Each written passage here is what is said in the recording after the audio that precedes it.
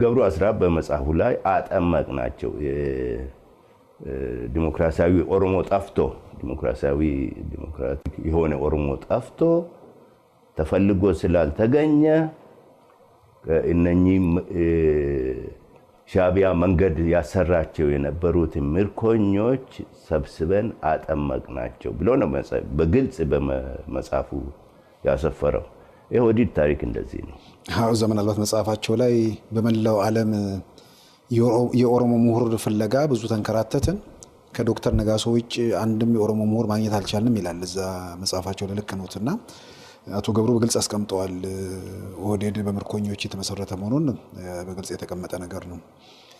ከዛ በኋላ ሽግግር መንግስቱ ያው እንደዚህ ጥርጣሬያችሁ እያለም ነው እንግዲህ ሂደት ውስጥ የገባችሁት ማለት ነው? አዎ ድንገት ሁለተኛ ያኔ ነገርኩህ